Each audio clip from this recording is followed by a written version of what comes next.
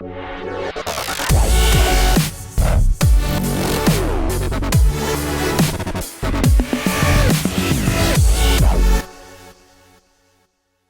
right, so today we coming to you with another episode of Auto Glass Tech Talk, and this is a very special day because we're going all the way down under. We're headed to Australia. As you see it, Australia. We got the homie Michael on, and he's going to give us a little bit more about Australia and about him and Auto Glass over there. So the floor is yours, Michael. Explain who you are, what you do to the people. Hi, everybody. My name's Michael. Owner and runner of MJR Auto Glass here in Australia. I operate in the Southern Tablelands and in the ACT, the Australian Capital Territory. We're about 3 hours southwest of Sydney, about hour and a half, 2 hours north of Canberra, which I do the commute to every day, which is about 100 miles. Been fitting windscreens for 16 years now. Been out on my own for coming up on 7 in September. And sort of digging the auto glass industry, and loving what you guys are doing. That's what's up. Nice. Right on. Damn. Thanks for coming on. We appreciate it. You are our first, like Corey was saying, you are our first international interview because Canada is just like our stepbrother, so they don't count. But thanks for coming on. We know we're having a little bit of a time difference, how we usually do these early in the morning. But for Chris and I and Corey, it's the afternoon because it's Michael's morning. So, this is for Monday morning? Sorry. Yeah, Monday morning. It's about 7:30 a.m. We've got Queen's birthday long weekend this weekend, so it's a public holiday. So this worked out really well because otherwise I'd already be an hour and a half into my drive on the way to work today. Oh, perfect. Damn. Nice. Right on. So, let's get this going here. So you're a small business owner. Do you bill insurance companies? Do you do cash direct to customer? Does the customer pay up front for reimbursement? How exactly does that all work for you guys on that side of the planet? Yeah, no worries. Well, with a lot of the insurance work for myself personally, I do it through one of the nationwide companies over here called Instant Windscreens, who are one of the big two over here. The other one's O'Brien Glass, which is owned by the same people who own Safelite, Burton. Mainly I do the insurance work through Instant Windscreens. Basically, I bill them and they reimburse me for the insurance work. Because I am very rural, they sort of allocate the jobs out to me, which works really well. I have dealt directly with insurance companies. It's one of those things, they always seem to drag their feet when you're an independent. I've had them take up to 3 months to pay me. So basically the way I normally work around that is I bill the customer directly and they go get it reimbursed, unless, we've been allocated the job directly. So okay, let's dive a little bit into that instant windscreen thing. So are you getting paid like just a flat labor fee, or do you get a percentage of the whole ticket to the insurance company? How exactly does that work? Over here they run off categories with the different windscreens. So obviously the ones that are worth more, you get to bill more. There's a basic formula with the cost of the glass plus fitting plus tax and that kind of stuff as well. But then when you start getting up into the more modern specialized screens with all the cameras and all of that kind of stuff, basically we send them in a quote for what we think we should be charging on the glass, and they come back to us and either approve it or they don't. So just sort of working with them. There's a bit of a formula we use, but on sort of the specialty stuff, we just send them in quotes and they come back to us. Interesting. Not too far off. Yeah, it's somewhat similar. I mean, for the most part, the way we do it. I guess we just don't have like categories really, but yeah, I mean, in a sense there is. All right, so staying on the topic of how you guys do things, any different tools or anything that you use? What's your most used tool? To be totally honest, it'd be my hack knife and my gold wire and long knife. I'm a little bit old school. watching all your videos, you're starting to inspire me. I've been looking into the new stuff. I got a zip knife last week. Been giving that a go. That's been pretty cool. Been enjoying that. So yeah, I bought a spider a while ago, a second-hand one off somebody, and been playing around with it a little bit. But my biggest issue at the moment is we've been flat out for about 4 months with a hailstorm. So I don't really have time to be playing around with the new tools as much as I'd like to and getting my head around them. But hey, that's one thing that you guys have definitely done, is inspired me. Like, hey, what is all this new stuff? Let's have a go. Right on. Yeah, that's what's That's up. That's cool. Yeah. Yeah, knowledge Okay. is So power. hailstorms, man. That's Yeah. I don't have the fortunate weather to have hailstorms. Just hot weather that cracks windows. That's about it. Hey, I got a question for you, Michael. So you mentioned earlier you do about 100-mile commute. So you like, how does that work out for you? Yeah, pretty good, mate. It was part of our lifestyle design. Like at the moment, I'm sitting out the front of my place. I'm on 33 acres, out in the middle of nowhere. I'm the last house on a no-through road that's about 12 miles long. Okay. So we like where we live. We've chosen to live out here, and when I was working it out with the wife, I turned around and said, well, I'm a mobile business. I can write all the wear and tear and fuel and everything off through the business, and we get a lifestyle that we want. And yeah, and what we got out here, you can't buy a block of land in Canberra for. So it's sort of, you got to weigh up where you're sacrificing. Okay. Nice. Makes sense. No, that's cool. I'd do the same thing out here if I could. Yeah, 33 acres out here, man. I'd have to be a millionaire to afford that. Yeah. So, in Australia, what are one of the biggest challenges you guys have? Is it getting glass? Is it billing insurance companies? Is it customers being too cheap? I mean, what are, for you in your area, what are one of your biggest challenges? I think, honestly, it's the lack of support in the industry. As you guys might have seen on some of the Facebook pages, people were there talking about reps over here, and I'm like, what reps? I've almost been out on my own 7 years now, and I've never even had a phone call. And that was one thing, especially watching a few of your videos, and seeing the different people in the industry. And I was just like, where's our support over here, Basically, the only time I see new tools, and that's when, one of the other fitters goes, oh, have you seen this? And I'm like, no.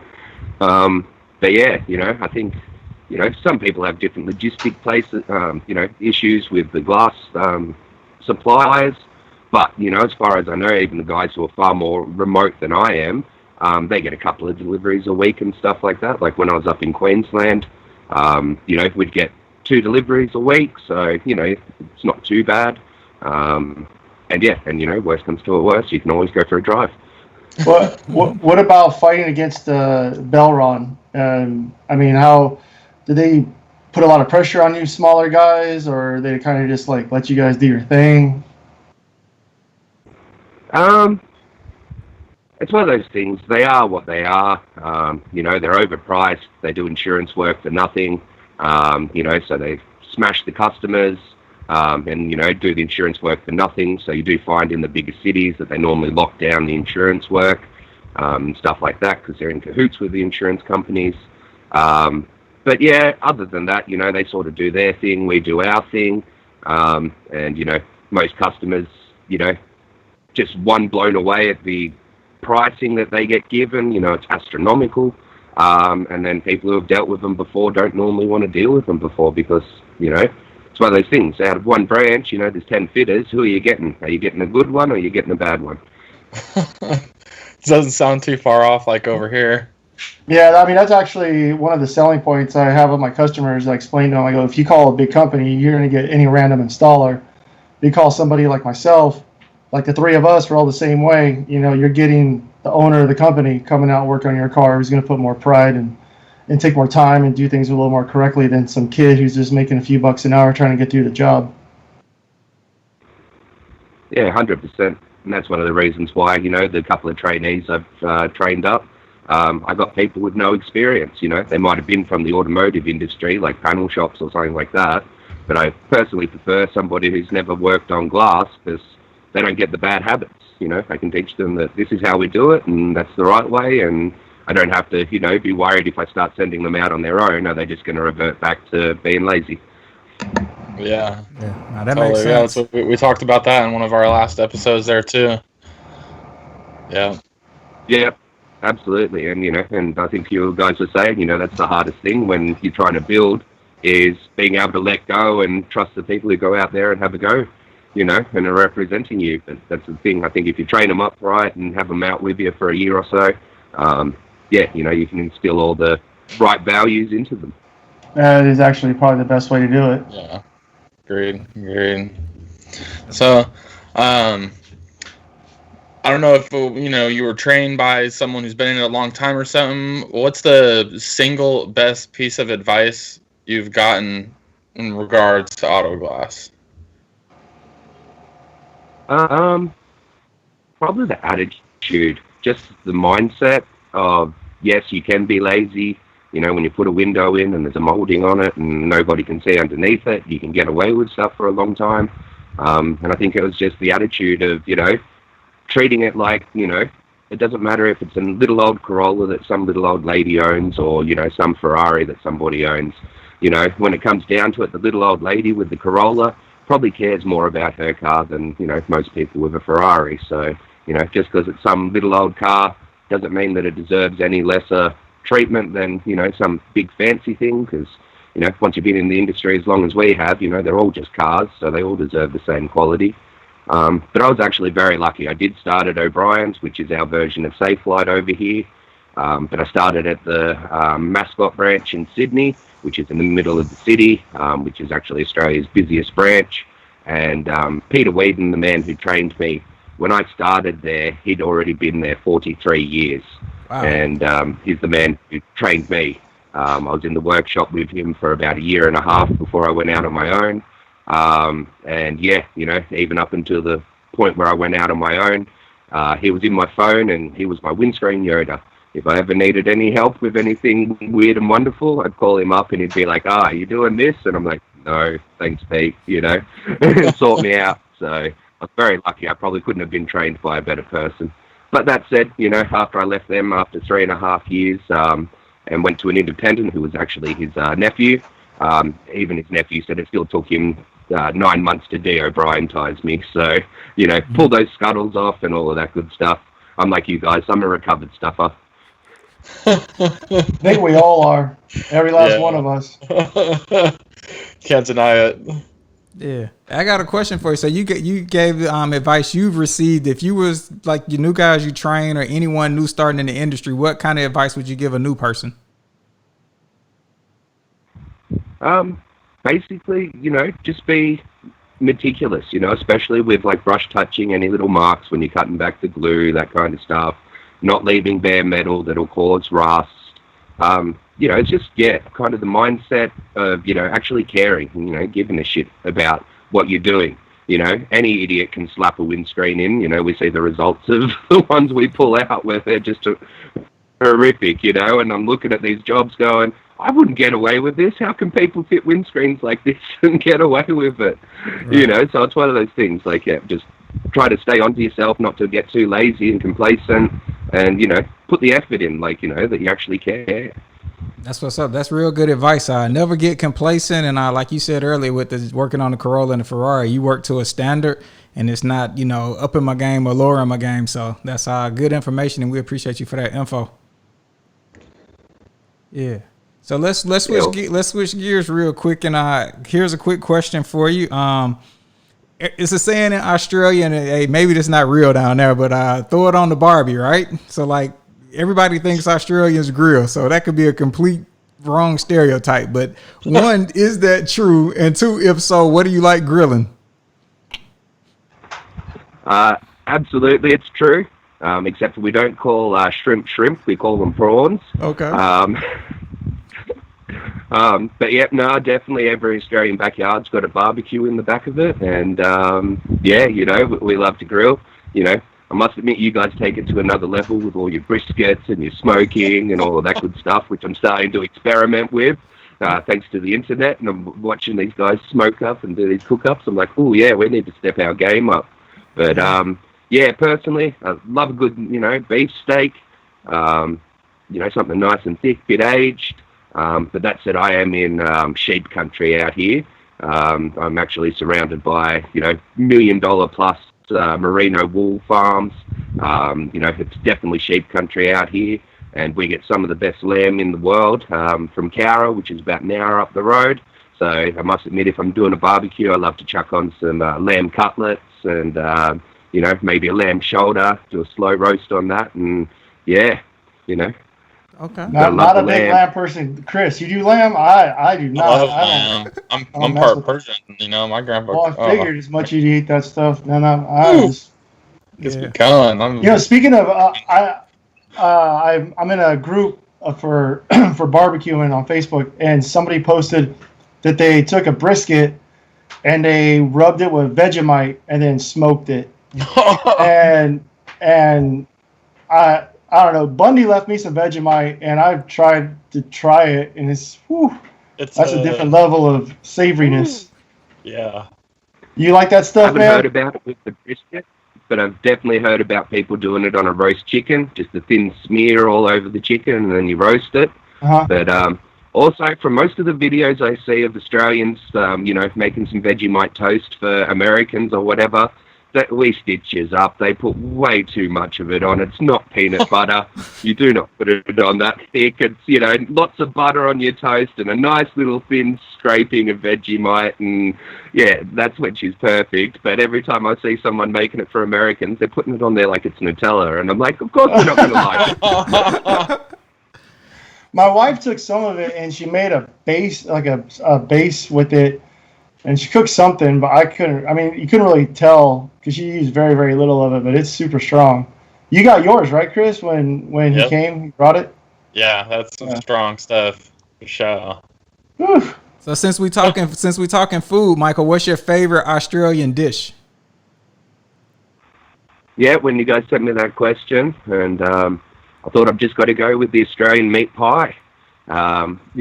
From what I've heard, it's basically like your hot dog. Every single service station over here, servo as we call them, has a pie warmer with meat pies in it. And, pretty much every little takeaway's got a little pie oven. Okay. You said Australian meat pie is like our hot dog? Yeah, I don't get that. Wait, like a hot dog, like a sausage? Like a sausage in a bun. Oh. More like as in the way that you guys, they're at every petrol station, and it's just something easy that you grab and go, and they're just kind of everywhere. You can get a meat pie anywhere here in Australia. So what kind of meat is it? Shop on the side. But what's it like? Is it like a puff pastry with meat inside of it, or what is it? Yeah, pretty much. Sometimes they'll do a puff pastry on top with a shortbread kind of thicker pastry in the bottom to hold the meat together. And then, it's basically like a ground beef, we call them beef mince, with a bit of gravy and stuff like that. But, they do ones with cheese and bacon in them and, chicken ones with creamy fillings. And, there's specialty pie places here that, have 100 different pies that, with all different meat fillings. Yeah, kind of. But, they're more of a little bowl they're round with a flat top. Sometimes they're square, and it's just one of those easy grab and go. You can eat them while you're driving or whatever. They're just, one of those easy Australian go-tos. Okay. Nice. Interesting. So let's go back to, you said you got 30 acres of land, right? What kind of animals and shit you see out and about if you walk outside? Is it snakes, animals, or what's out there? Kangaroos? yeah, all of that. Kangaroos, wallabies. Get a wombat every now and again. We're not too far away from the national parks, so every now and again we get some deer and pig and stuff wandering around. Rabbits, hares. There's plenty of life out here. I got a question for you, man. There's this myth over here that you guys have these giant man-eating fucking spiders. I'm talking, this big around and shit. What's the deal? Is it real? Is it fake? Tell me the truth. We've got lots and lots of spiders. nothing normally bigger than your hand, and I've got a big hand. So, not normally as big as my hand. We get big ones called huntsmans. They kind of live in your house, but they just eat other bugs. They don't, go after people. It's normally the little black ones you got to be worried about, the spiders over here. Yes, we've got, I think about 5 in the top 10 of the most deadly spiders in the world. But it's one of those things, unless you're sticking your hand in a wood pile or something, and not paying attention. We've got snakes and stuff, but, it's nowhere near as bad as everybody makes out. They're normally more scared of you than you are of them. So it's one of those things, they normally only want to attack you if you're accidentally stepped on them, or you're harassing them or chasing them or something like that. But yeah, they exist.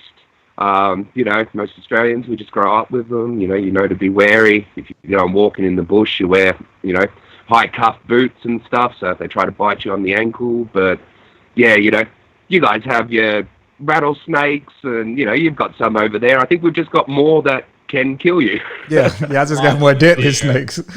Yeah. What about koala bears? There's a lot of them out there, or are they just like only in the zoo and shit? No, they exist. You don't see them that often. They do sleep about 22 hours a day, because most people don't actually realize that because they eat the eucalypt leaf, and it takes them a really, really long time to digest it, it actually ferments in their stomach. So koalas are drunk. So, we know they're definitely Australian. So. All right. So you said drinking. So what's a good Australian drink?